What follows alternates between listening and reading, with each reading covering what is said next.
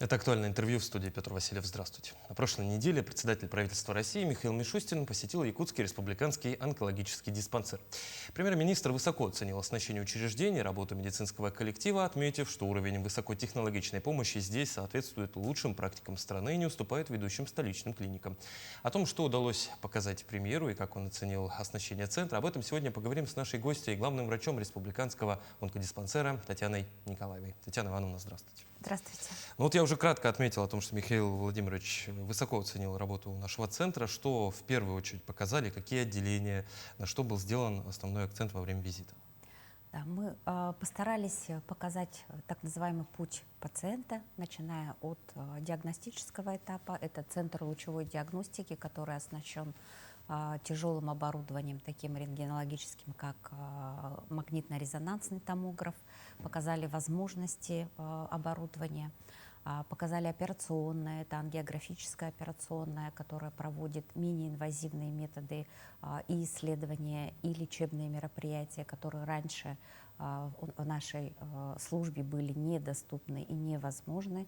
С вводом нового центра у нас впервые появился свой ангиографический комплекс.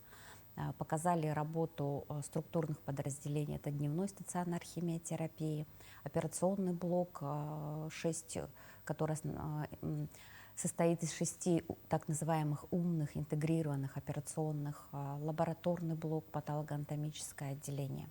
Угу. Ну то есть, получается, Михаил Владимирович увидел, грубо говоря, онкодиспансер глазами пациента. Да, скажем так. Если говорить о том, какие основные направления работы Михаила Владимировича вызвали наибольший интерес, что ему показалось, что называется, наиболее, так скажем, впечатляющим?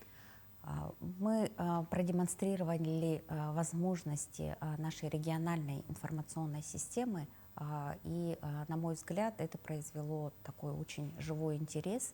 У нас республика, все медицинские организации здравоохранения по всей республике, они подвязаны в единую информационную систему.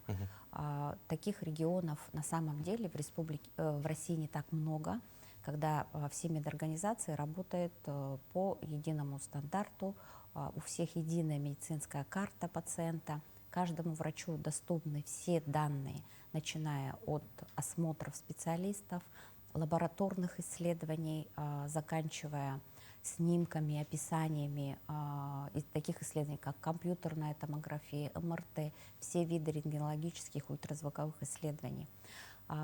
Также продемонстрировали возможности цифровые решения отечественного производителя. Это система интеграции в операционной.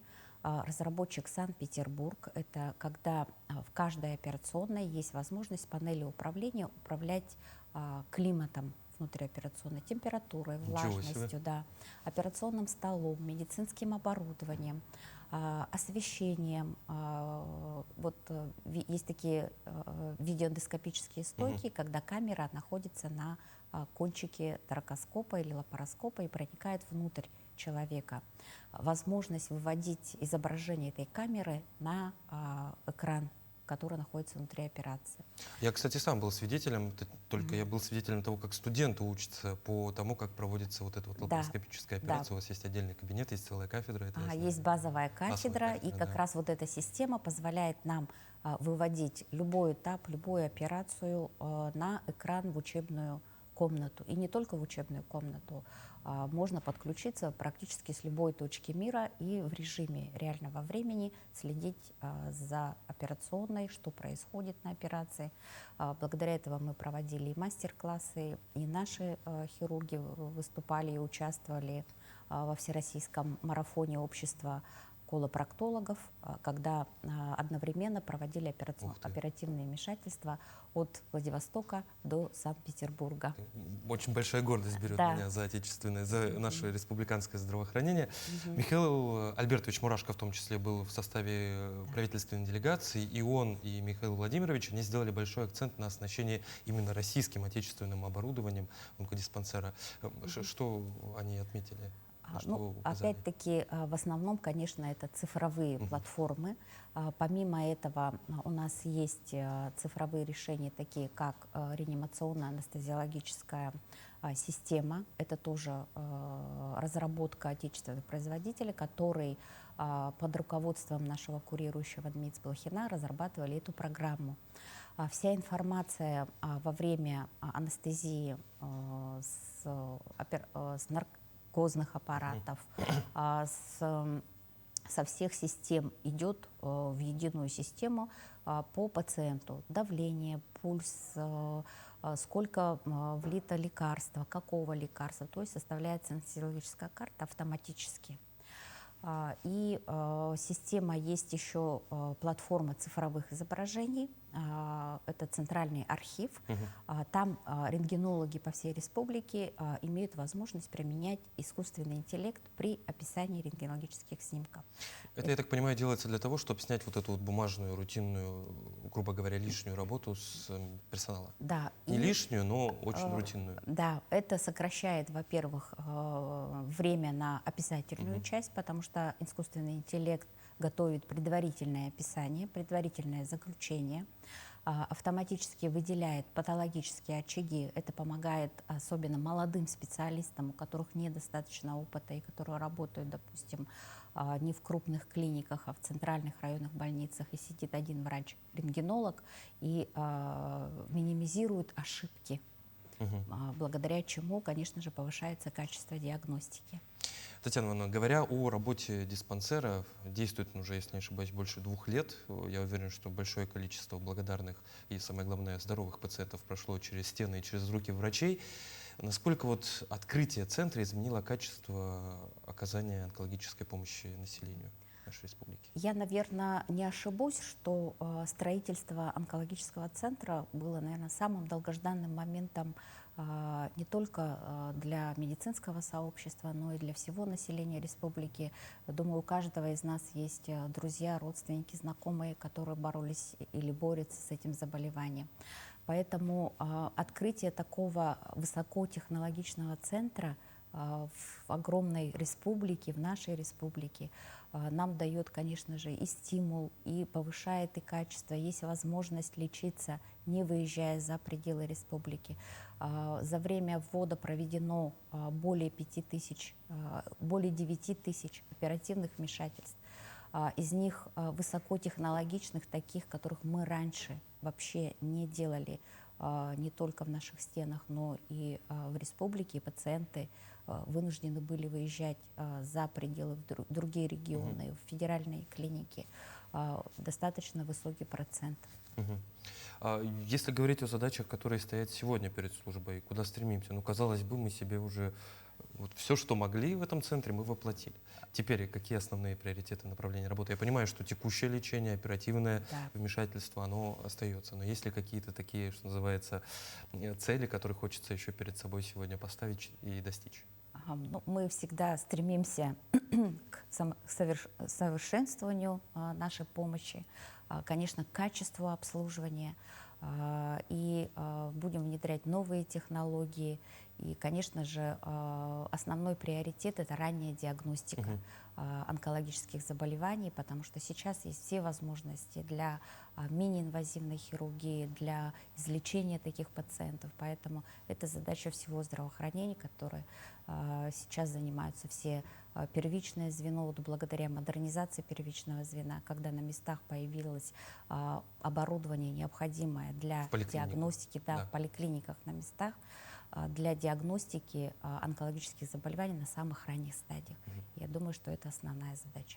То есть, я, насколько понимаю, главный совет, чтобы не попасть в онкодиспансер как пациент, это, во-первых, ну, вести здоровый образ жизни, понятное дело, ну и, насколько мы все знаем, онкология — это не всегда задел здорового образа жизни, еще и вовремя проходить ту же самую диспансеризацию. Да, это обязательное условие прохождения всех профилактических осмотров. Татьяна Ивановна, вот хочу в заключение поговорить вот о чем. Я помню, когда диспансер, он находился вот где-то там на задворках Республиканской больницы номер 2. Я не помню, как называется улица. Такое маленькое одноэтажное синее Свердлова. здание. На Свердлова, да. Конечно, тесные помещения.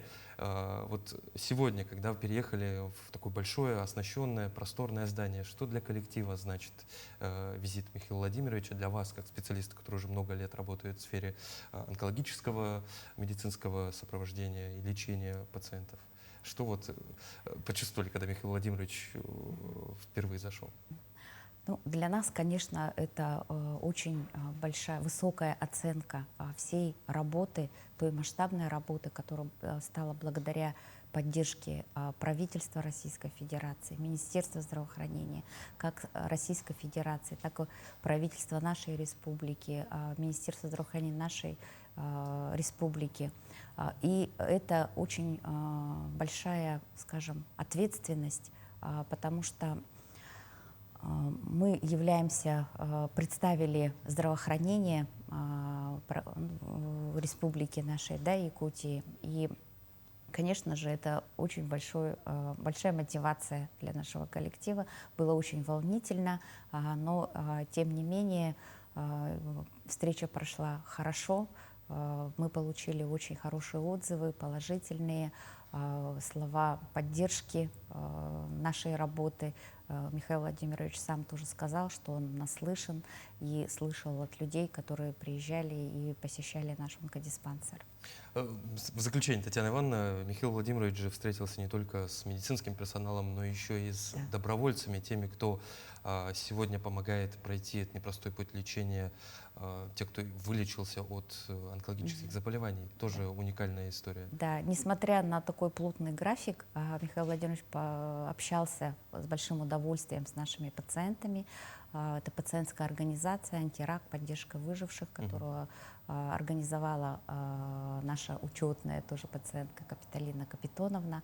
Это группа таких энтузиастов, они для нас герои нашего времени, которые, несмотря на все невзгоды, несмотря на все сложности, преодолели болезнь, которые живут, борются и мотивируют при этом других. У нас очень много совместных проектов, у нас открыты выставки, у нас проводятся школы пациентов с равным, когда они же приходят и разговаривают, и делятся своими историями борьбы, выпускают книги.